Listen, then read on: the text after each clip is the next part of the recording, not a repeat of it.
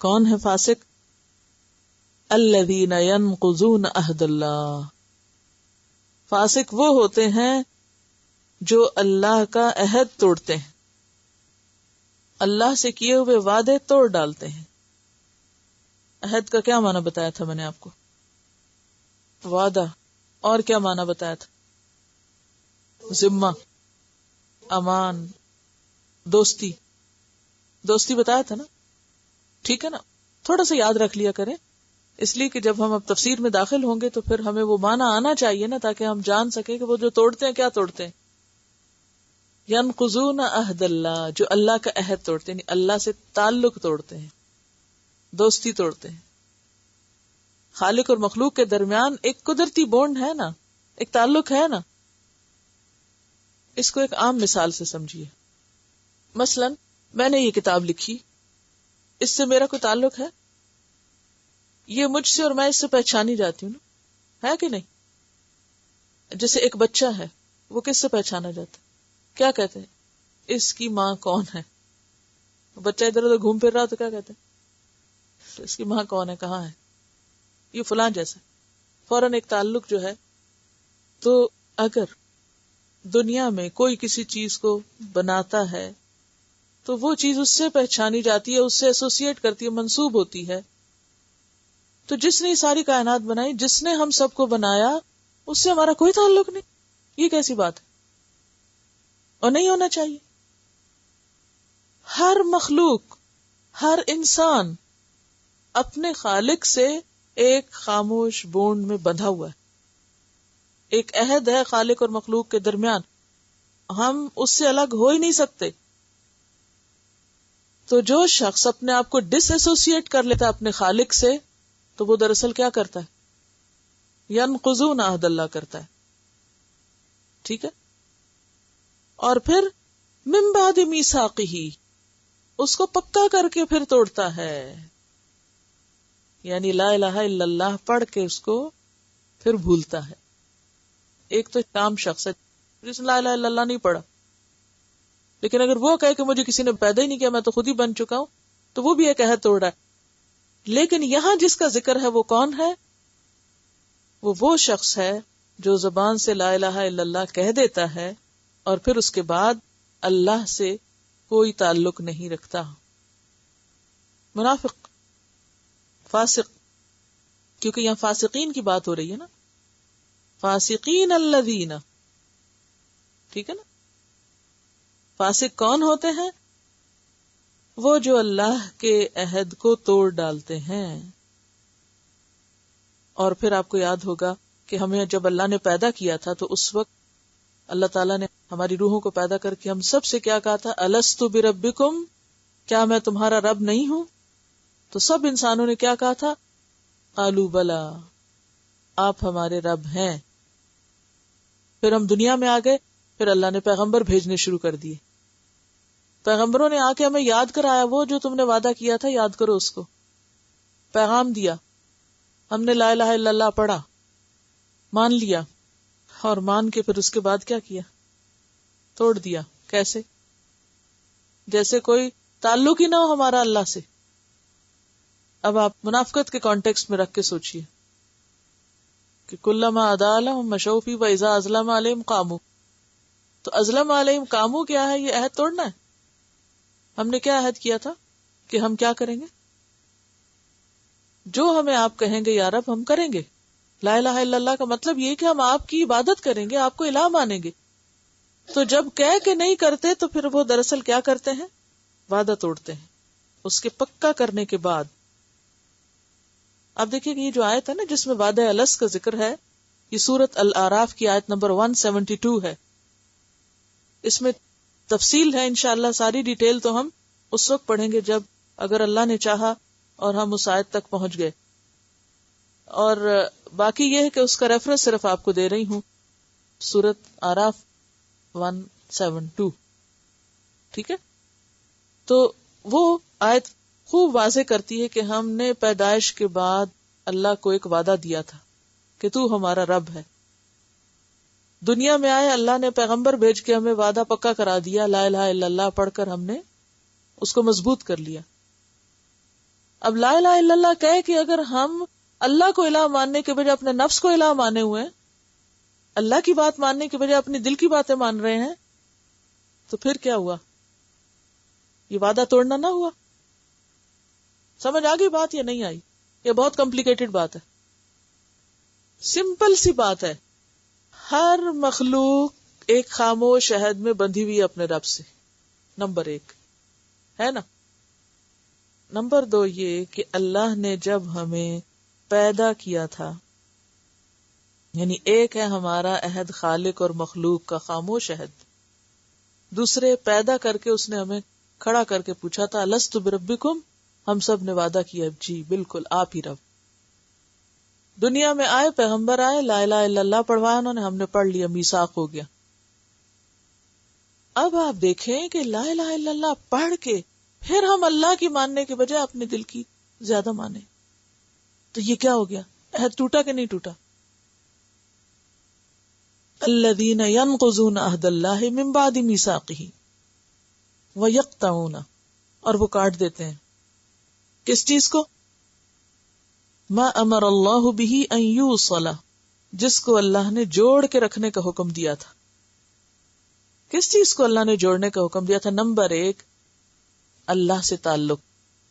اللہ سے تعلق کاٹ دیتے ہیں، کوئی تعلق نہیں، یعنی اس طرح زندگی گزارتے ہیں گویا ان کی زندگی میں خدا کا کوئی کانسیپٹ ہی نہیں.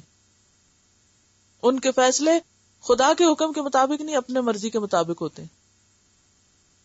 کوئی کام انہوں نے کرنا تو وہ یہ نہیں دیکھتے وہ کیا چاہتا، وہ یہ دیکھتے ہیں میرا دل کیا چاہتا ہے.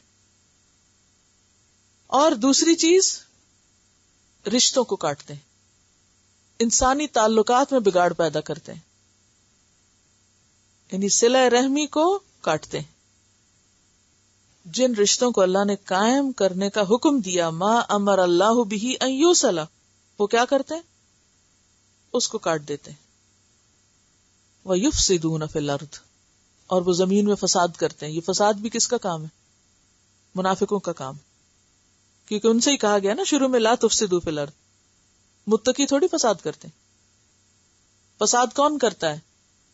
فساد وہ کرتا ہے جس کو خدا کا خوف نہ ہو، وہ فتنے پھیلاتا ہے، وہ ادھر کی بات ادھر، ادھر کی ادھر، انسانوں کے درمیان پھوٹ ڈلواتا ہے، اور وہی اللہ سے کوئی تعلق قائم نہیں رکھتا، اور اس کے ساتھ قرآن میں شوشے نکالتا ہے، جیسے یہ مثال کیوں ہے، وہ بات کیوں ہے.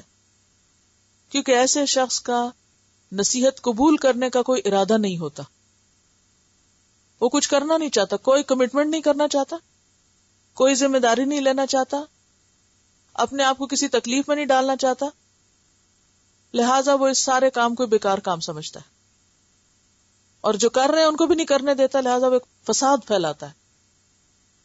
یعنی فساد کیا ہے؟ اچھے بھلے کام میں بگاڑ پیدا کرنا. مثلا آپ آ رہے ہیں، پڑھ رہے ہیں، اپنی اصلاح کر رہے ہیں، کسی کی کرنا چاہتے ہیں، تو یہ مصلحون ہے نا، یعنی اصلاح کا کام ہے. اب کوئی بیچ میں آ کے شوشے چھوڑ کے کہ وہ جو پڑھاتی ہیں وہ تو یہ کرتی ہیں، اور وہ جو پڑھنے آتے ہیں وہ فلاں ایسے ہیں، اور وہ جو کام کرتے ہیں وہ ایسا ہے ویسا ہے، یہ ساری باتیں کرنے کا مقصد کیا ہے؟ کہ آپ بدظن ہو، آپ اصلاح کا کام نہ کریں نہ کرائیں. تو یہی ہے فساد پھیلانا، نہ خود کرنا، یا تو پھر آپ خود کریں، کیونکہ یہ تو ایک ذمہ داری ہے. طلب العلم فریضۃ، علم حاصل کرنا فرض ہے، آپ خود کریں. اگر آپ خود نہیں کرتے تو جو کر رہا ہے اس کے کام میں آپ کیوں خرابی پیدا کرتے ہیں؟ اسی کو کہتے ہیں فساد کرتے ہیں. یعنی خود بھی اللہ سے کوئی تعلق نہیں، خود بندوں کے ساتھ بھی مرضی کا تعلق ہے، جو اچھا لگتا ہے اس کے ساتھ سلام دعا، جو نہیں اچھا لگتا اس کے کاٹ کے رکھ دیا، نہ اللہ کی پرواہ نہ بندوں کی پرواہ. اور جو کوئی اچھا کام کرے اس کے کام میں بے وجہ کی تنقید اور شوشے بازی اور الزام تراشی، اور تاکہ ایک فساد پیدا ہو جائے، وہ کام رک جائے، ہو ہی نہ، رکاوٹیں ڈالی جائیں اس میں.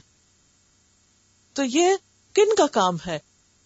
یہ فاسقین کا کام ہوتا ہے، جو خود اللہ کی حدوں سے باہر نکلے ہوئے ہیں، خود نافرمان ہے، خود کچھ نہیں کرتے، کوئی اور بھی کرے اسے بھی نہیں کرنے دیتے.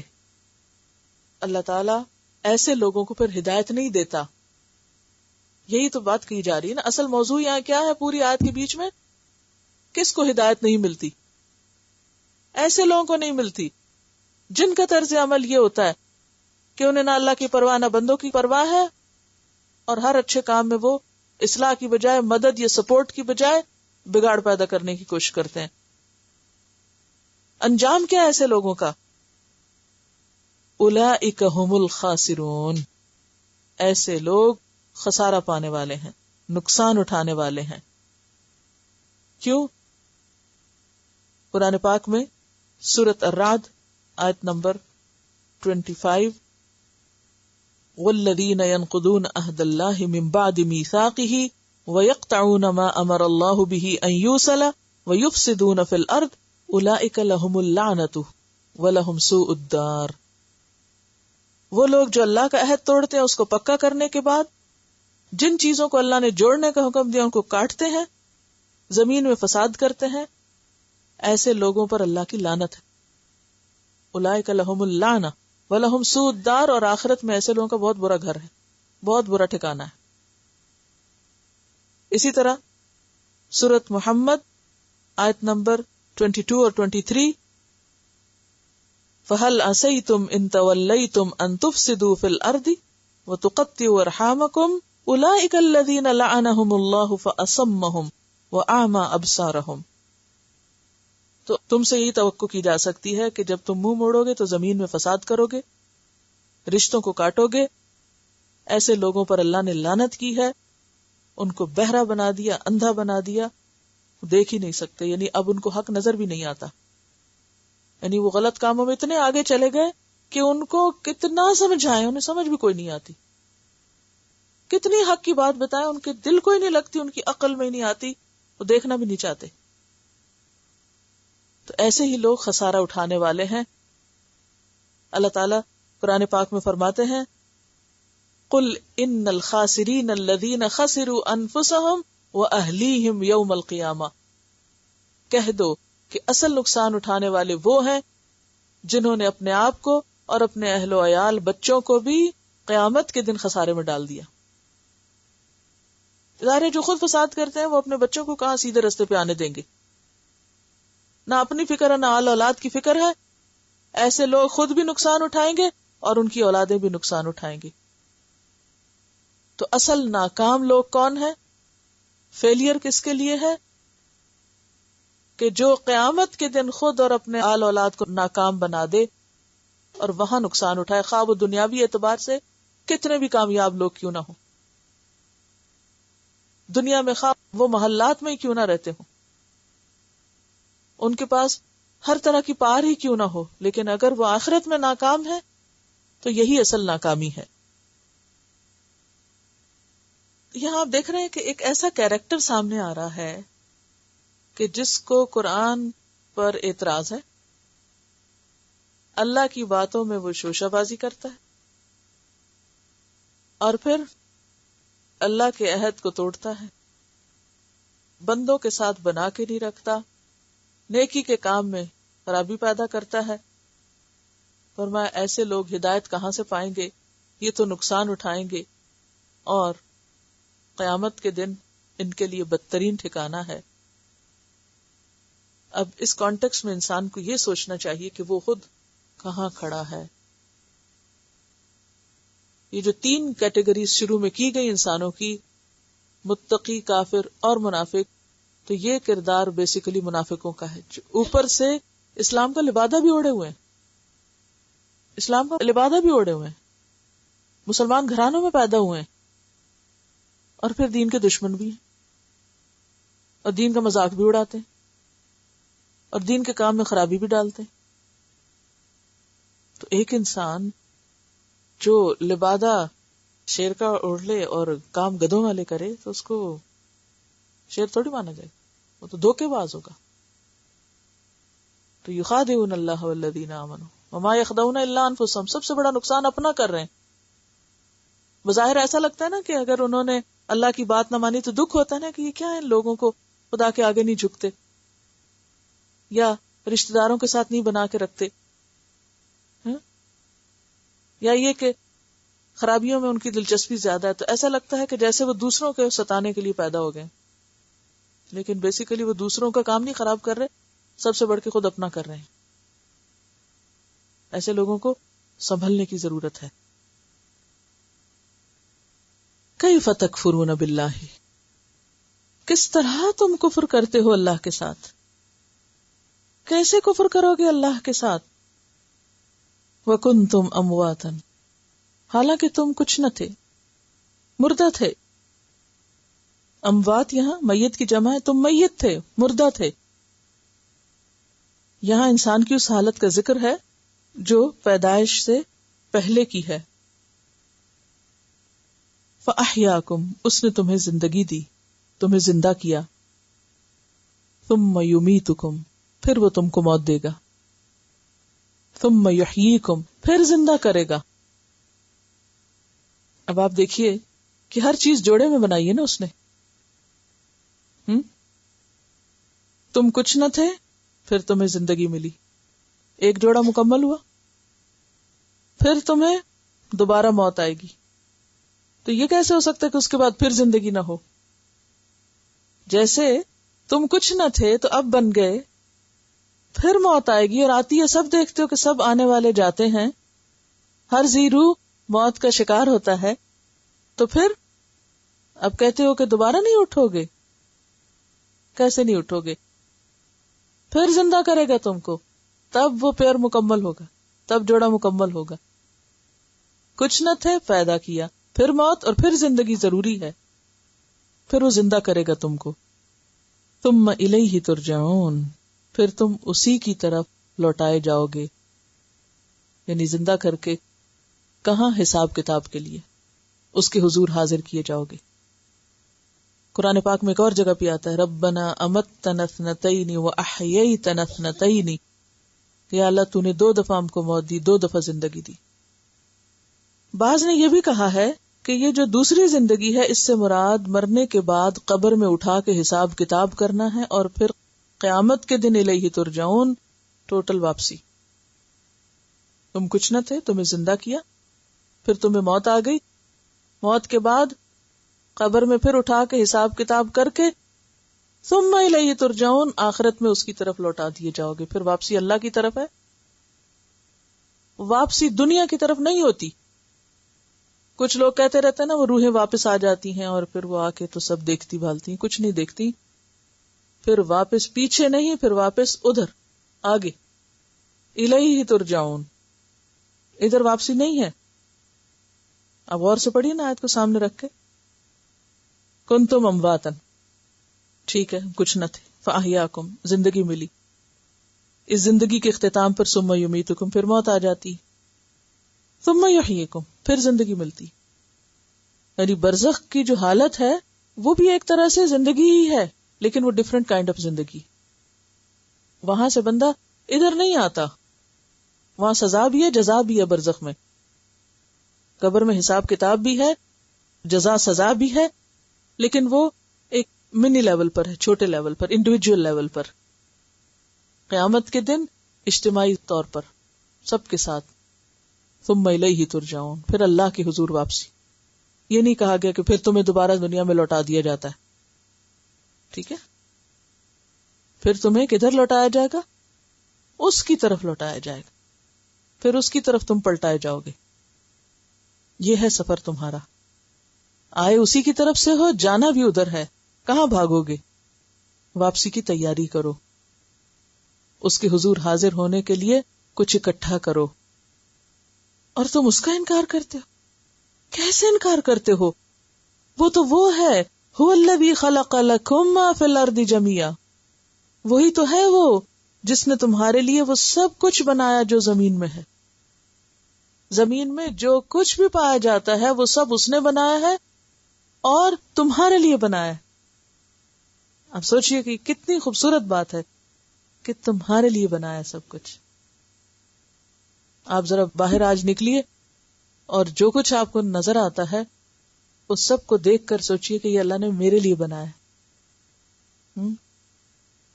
یہ درخت میرے لیے بنائے، یہ پھل میرے لیے بنائے، یہ پانی میرے لیے بنایا. کتنا کچھ دیا اس نے تمہیں، اس دینے والے کا انکار کرتے ہو؟ سب سے پہلے تو اس نے تمہیں زندگی دی، یہ وجود دیا، اور پھر اس کو قائم رکھنے کے لیے کھانے پینے کے لیے بے شمار چیزیں دی، پھر اس کا انکار. اور پھر نہ صرف یہ کہ زمین بنائی بلکہ اس کے ساتھ آسمان بھی بنایا، کیونکہ صرف زمین انسان کی زندگی اور ضروریات پوری کرنے کے لیے کافی نہیں، زمین کے ساتھ آسمان کا وجود ہے. پھر پیئر کا کانسیپٹ، زمین کے لیے آسمان کا وجود ضروری ہے. اور آسمان بھی کیسا بنایا؟ ثم استوى الى السماء فسواهن 7 سماوات، ایک نہیں 7 بنائے، اور ہر آسمان کی تمام ضرورتیں اس نے پوری کی، جو جو کچھ وہاں چاہیے تھا وہ سب بنایا، درست بنایا، پرفیکٹ بنایا. سواہن میں بہت سی چیزیں آ جاتی ہیں، یعنی ساری ضروریات بھی پوری کی، اسموتھ بھی بنایا، برابر بنایا، ہموار بنایا، پرفیکٹ بنایا. ہر وہ چیز جو چاہیے تھی وہاں، وہ وہاں رکھی. اور پھر آسمان زمین کے ساتھ مل کر انسان کی ضروریات پوری کرنے کے لیے. زمین اگر ڈائریکٹلی ہمیں فائدہ دے رہی ہے نا، کہ ہم اس پر رہتے ہیں، چلتے ہیں، پھرتے ہیں، کھاتے ہیں، پیتے ہیں، تو آسمان انڈائریکٹلی ہمیں فائدہ دے رہا ہے. وہ کہتے ہیں کہ آسمان روتا ہے تو زمین ہنستی ہے. کیا مانا اس بات کا؟ بارش ہوتی ہے تو زمین پھل پھول اگاتی ہے، آسمان روتا ہے تو زمین ہنستی ہے، یعنی زمین کے اوپر سب کچھ اگتا ہے. تو آسمان کے بغیر زمین کا وجود ادھورا ہے. سورج نکلتا ہے تو پانی سمندر سے اٹھتا ہے نا، بادل بنتے ہیں تو بارش برستی. تو انسان اگر سوچے کہ اس کی خاطر اللہ نے کتنا بڑا نظام قائم کیا، زمین سے آسمان تک کتنی زبردست تدبیر اور پلاننگ کی. اسی لیے پچھلی آیات میں آپ نے پڑھا کہ وہ قدیر ہے. وَهُوَ بِكُلِّ شَيْءٍ عَلِيمٌ، اور وہ ہر چیز کو جاننے والا ہے، ہر چیز کو جانتا ہے، ہر چیز کا اس کے پاس علم ہے، اسے سب معلوم ہے. یہ جو بات کی گئی ہے نا کہ وہ سب کچھ جانتا ہے، یعنی تخلیق کا ذکر کر کے آخر میں کیا فرمایا؟ سب کچھ جانتا ہے. کوئی بتائے گا آپ میں سے یہ کیوں کہا گیا وہ سب کچھ جانتا ہے؟ اس کا کیا فائدہ ہے اس بات کے معلوم ہونے کا؟ رب العالمین تو ہے، اس نے پیدا بھی کیا، اس نے سب کچھ دیا، ہمیں بنایا، اور سب کچھ اب جانتا بھی ہے. یعنی جس نے پیدا کیا، جس نے رزق دیا، جس کی طرف واپسی ہے، وہ ساری باتیں جانتا بھی ہے تمہاری. بِكُلِّ شَيْءٍ عَلِيمٌ، ہر چیز کو جانتا ہے، ہر چیز اس کے علم میں. جیسے قرآن پاک میں آتا نا، وَعِندَهُ مَفَاتِحُ الْغَيْبِ لَا يَعْلَمُهَا إِلَّا هُ، اسی کے پاس ہیں غیب کی کنجیاں جن کو اس کے سوا کوئی نہیں جانتا، یعنی اس کے خزانوں کی چابیاں کہاں ہیں. وَيَعْلَمُ مَا فِي الْبَرِّ وَالْبَحْرِ، وہ جانتا ہے خشکی پہ کیا ہے، سمندر میں کیا ہے.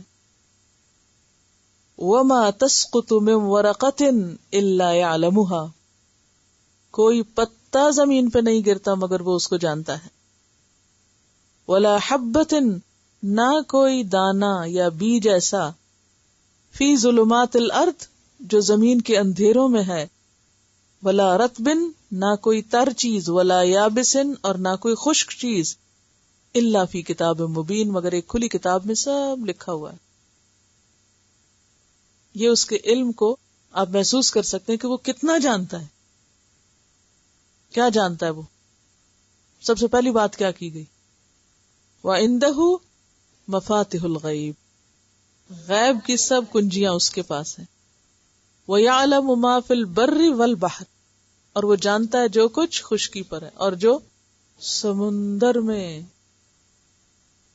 سمندر کی مخلوق زمین سے بھی 3 گنا زیادہ ہے، اور ابھی تو انسان سمندر کی تہہ تک پہنچا ہی نہیں کہ وہاں کیا کچھ. لا يعلمها الا هو.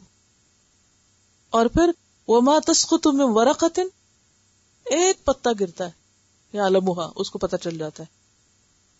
پوری زمین پر کون سے درخت کا کون سا پتا کہاں گرا. اور ایک دفعہ نہیں گرتے پتے، ہر موسم میں گرتے ہیں، پھر نئے نکل آتے، پھر گرتے ہیں، پھر سب پتہ ہے اس کو. ولا رطب ولا یابس، کوئی تر چیز ہے یا خشک، سب جانتا ہے اس کو. الا یعلم من خلق وهو اللطیف الخبیر، وہی نہیں جانے گا جس نے پیدا کیا، جس کی یہ ساری تخلیق ہے، تو باریک بین ہے، خوب باخبر ہے. اس سے ہمیں کیا سبق لینا چاہیے کہ اگر وہ سب جانتا ہے تو پھر ہم کیا کریں، ہمارا معاملہ کیا ہونا چاہیے. جب وہ سب جانتا ہے، ایک ایک چیز کی خبر رکھتا ہے، تو پھر آپ دیکھیے کہ اس سے پہلے یہ کہا گیا نا ثم الیہ ترجعون، واپس وہاں جانا ہے، اور سب وہ جانتا ہے تو کوئی جھوٹ بول سکیں گے؟ انسانوں کے سامنے تو ہم غلط بیانی اس لیے کر لیتے ہیں کہ ہم انہیں دھوکہ دے سکتے ہیں کہ ان کو کیا پتا ہم نے کیا کیا، ان کو بے وقوف بنا سکتے ہیں. اللہ کو کوئی دھوکہ نہیں دے سکتا. جو اللہ کو دھوکہ دینا چاہے وہ خود دھوکے میں ہے، حساب اس نے کرنا ہے. مالک یوم الدین بھی وہ خود، اور اسی لیے خود ہے کہ وہ سب جانتا ہے. اللہ تعالیٰ فرماتے ہیں الم تر ان اللہ یعلم ما فی السماوات وما فی الارض، کیا تم نہیں جانتے کہ اللہ کو سب پتا ہے جو آسمانوں میں اور جو زمین میں. ما یکون من نجوا ثلاثہ الا هو رابعہم، 3 لوگ جب سرگوشی کر رہے ہوتے ہیں، چپ کے باتیں کر رہے ہوتے، چوتھا وہ بیچ میں ہوتا ہے. ولا خمسۃ، اور نہ 5 الا هو سادسہم، مگر یہ کہ چھٹا وہ ہوتا ہے. ولا ادنا من ذالک، اور اس سے کم بھی ہو، ولا اکثر، اس سے زیادہ بھی ہو، الا هو معہم، مگر یہ کہ وہ انہی کے ساتھ ہوتا ہے. اینما کانوا، جہاں بھی چلے جائیں، سمندر میں چلے جائیں، پہاڑ میں چلے جائیں، آسمان پہ چلے جائیں، زمین میں چلے جائیں، کہیں چھپ کے کوئی بات کرنا چاہے وہ وہیں ہوتا ہے. ثم ینبئہم، پھر وہ انہیں بتائے گا بھی، بما عملوا، جو بھی انہوں نے کیا. کب؟ یوم القیامہ، قیامت کے دن. اسی لیے تو واپس لے کے جائے گا. ان اللہ بکل شیء علیم، بے شک اللہ ہر چیز کو جاننے والا ہے. علم سے ہی ابتدا کی اور علم سے ہی آیت کی انتہا کی. جیسا کہ قرآن پاک میں ایک اور جگہ پر آتا ہے وَمَا تَكُونُ فِي شَأْنٍ، تم کسی بھی حال میں جو ہوتے ہو، وَمَا تَتْلُو مِنْهُ مِنْ قُرْآنٍ، اور قرآن میں سے جو بھی پڑھتے ہو، جتنا بھی پڑھتے ہو، یہ قرآن پڑھنے کی بات بھی. وَلَا تَعْمَلُونَ مِنْ عَمَلٍ، کوئی بھی کام جو تم کرتے ہو، إِلَّا كُنَّا عَلَيْكُمْ شُهُودًا، ہم تم پر خود گواہ ہوتے ہیں، ہم تم پہ خود حاضر ہوتے ہیں. کیا کر رہے ہو تم؟ اس سے کیا پتہ چلتا ہے کہ قرآن کی محفلوں پر بھی اللہ کی نظر ہے، کون کس نیت سے بیٹھا ہوا ہے، اور کون قرآن پڑھتے پڑھتے اور کیا کر رہا ہے، کون کس دلچسپی میں ہے. اذ تفیدون فیہ وما يعزب عن ربك من مثقال ذرة في الارض ولا في السماء، اور تیرے رب سے آسمان اور زمین میں ذرے کے برابر بھی کوئی چیز نہیں چھپ سکتی، ذرے جتنی بھی چیز نہیں چھپ سکتی. ولا اصغر من ذلك، ذرے سے چھوٹی بھی نہیں چھپ سکتی. اب آپ دیکھیں 1400 سال پہلے کہا گیا ذرے سے، ایٹم سے چھوٹی بھی نہیں چھپ سکتی، کیونکہ ایٹم کے اندر بھی الیکٹران اور پروٹون وغیرہ ہوتے ہیں، وہ اس سے بھی چھوٹے، جس سے ذرہ بنتا ہے. پہلے تو کہا جاتا تھا نا ایٹم سب سے چھوٹی چیز ہے، تو اب ایٹم سے بھی چھوٹی چیز ہے، قرآن بتا رہا ہے، اللہ کو وہ بھی پتا ہے. ولا اکبر، اور نہ اس سے بڑی کوئی چیز، الا فی کتاب مبین، مگر سب ایک کھلی کتاب میں لکھا ہوا ہے. جو جس رب کا علم اتنا زیادہ ہے، اس سے کیا چھپا سکتے ہیں، کہاں چھپ کے جا سکتے ہیں، کون سا غلط کام کہیں چھپ کے کر سکتے ہیں. کتاب مبین لوح محفوظ اس کا رجسٹر، جس میں اس نے پورا ریکارڈ رکھا ہوا ہر چیز کا، مکمل انوینٹری، اسٹاک رجسٹر. جیسے ایک ادارے یا بلڈنگ یا کسی آفس میں آپ کام کرتے ہیں تو اس کا ایک انوینٹری ہے، تو اس کا مطلب یہ کہ جو کچھ بھی چھوٹی بڑی چیز ہے وہ ساری یہاں ریکارڈ کر دیں، لکھی بھی ہو، کوئی اندر آئے یا کوئی باہر نکلے وہ سب پتا ہو. تو اللہ تعالیٰ کو سب پتا ہے، سب کچھ لکھا ہوا بھی ہے. یعنی صرف یہ نہیں کہ وہ جانتا ہے، وہ جانتا تو ہے، لیکن اس کی یہ ساری معلومات ریکارڈڈ بھی ہیں، لکھی ہوئی بھی سب موجود ہیں. پھر اسی طرح ایک اور جگہ پر اللہ تعالیٰ فرماتے ہیں واللہ یعلم وانتم لا تعلمون، اللہ تو جانتا ہے تم نہیں جانتے. فإنہ یعلم السر واخفی، وہ جانتا ہے جو چھپا ہوا ہے اور جو اس سے بھی زیادہ چھپا ہوا ہے. سر راز کو کہتے ہیں نا، یعنی جو چھپا ہوا ہے، اخفا جو اس سے بھی زیادہ چھپا ہوا ہے. کچھ چیزیں ہوتی ہیں نا، ہم ایک سے دوسری چھپا کے رکھتے ہیں، تو وہ سب تہوں کے اندر سے بھی جانتا ہے کہ کون سی چیز کہاں چھپی ہوئی ہے. سرگوشیاں بھی سن لیتا ہے، دل کا حال بھی جانتا ہے. انسان کہتا ہے تعلم ما فی نفسی ولا اعلم ما فی نفسک، تو جانتا ہے جو میرے دل میں اور میں نہیں جانتا جو تیرے دل میں. اور جو ہم ظاہر کرتے ہیں وہ بھی وہ جانتا ہے، اور جو ہم چھپا کے رکھتے ہیں وہ بھی وہ جانتا ہے. تو پھر جانا کہاں ہے؟ یعلم خائنۃ الاعین وما تخفی الصدور، آنکھوں کی خیانت بھی جانتا ہے. جو چیٹنگ کرتے ہیں نا لوگ امتحان میں ادھر ادھر دیکھ لیتے ہیں، وہ اس کو بھی جانتا ہے. اور جو دلوں میں بغض چھپا کے رکھتے ہیں وہ بھی جانتا ہے کہ کوئی اندر سے کیا، ظاہر و باطن کے فرق کی جو ہم ہر وقت بات کرتے ہیں وہ بھی پتا ہے اس کو. وہ ایک عورت آئی تھی نا آپ صلی اللہ علیہ وسلم کے پاس اپنے شوہر کی شکایت لے کر، تو حضرت عائشہ اندر بیٹھی ہوئی تھی، وہ کہیں باہر آپ سے تکرار کر رہی تھی. تو اللہ تعالیٰ نے آیت نازل کی قد سمع اللہ قول التی تجادلک فی زوجہا وتشتکی الی اللہ، اللہ نے سن لی اس عورت کی بات جو تم سے اپنے شوہر کے معاملے میں جھگڑا کر رہی تھی اور اللہ سے شکوہ کر رہی تھی، شکایت کر رہی تھی اس کی. اللہ نے سن لی. حضرت عائشہ کہتی ہیں اللہ نے 7ویں آسمان پہ سن لی اور میں اندر بیٹھی نہیں سن پا رہی تھی. تو پھر ہم مخلوق کو سناتے ہیں جب وہ مر جائے، یا پھر وہ اس پر بھروسہ کرتے ہیں یا ان کو سنانا چاہتے، کیوں نہیں سناتے اس کو جو 7ویں آسمان پہ دل کی سرگوشیاں بھی جانتا ہے. ہمارے دل کے اندر بھی جو کوئی خیال اٹھتا ہے نا اس کو بھی وہ جانتا ہے. تو انہ بکل شیء علیم، یہ کوئی معمولی آیت نہیں ہے. یہ جو اختتام ہو رہا ہے اس رکوع کا کسی چھوٹی سی بات پہ نہیں ہو رہا، بہت اہم بات ہے. اور ہم سب سے زیادہ اسی کو بھولے ہوئے ہوتے ہیں. اللہ جانتا ہے، اللہ کو سب پتا ہے ہم کیا خیانت کر رہے ہیں، کہاں کسی کو دھوکہ دے رہے ہیں، کہاں کسی کے ساتھ فریب کر رہے ہیں، اس کو سب پتا ہے. ہم انسانوں سے چھپا سکتے ہیں، یستخفون من الناس ولا یستخفون من اللہ، انسانوں سے چھپا سکتے ہیں، اللہ سے نہیں چھپا سکتے، کچھ بھی نہیں چھپا سکتے. تو جس بندے کا معاملہ اللہ سے درست ہو گیا اس کا سب کچھ ٹھیک ہو گیا، وہ بندوں کے ساتھ بھی مخلص ہو گیا. اور جو اللہ کے ساتھ مخلص نہیں وہ بندوں کے ساتھ. اسی لیے کیا کہا گیا تھا؟ اپنے ساتھ سچے ہوں، اللہ کے ساتھ سچے ہوں، اور بندوں کے ساتھ سچے ہوں. تو سب سے پہلے اللہ کے ساتھ سچا ہونے کی ضرورت ہے. جس کو یہ پتا چل گیا کہ وہ تو ہر جگہ جانتا ہے، اس لیے میں کہاں جھوٹ بولوں، کس کے ساتھ جھوٹ بولوں، جھوٹ بول کے کس کو میں راضی کروں، اس کو تو سب پتا ہے. تو کیا وہ نہ پکڑے گا؟ کوئی انسان نہ بھی پکڑ سکا، کوئی نہ سزا دے سکا، وہ نہیں پکڑے گا، اس کو تو سب پتا ہے کون کہاں چیٹ کر رہا ہے. لیکن کچھ لوگ ریئلائز ہی نہیں کرتے، اعتراف ہی نہیں کرتے. تو پھر آنکھوں پہ پردہ ہے نا، کہ جن کو سچائی نظر نہیں آتی. تو بہرحال وَهُوَ بِكُلِّ شَيْءٍ عَلِيمٌ، وہ ہر چیز کو جاننے والا ہے، ہر چیز کا علم ہے اس کے پاس.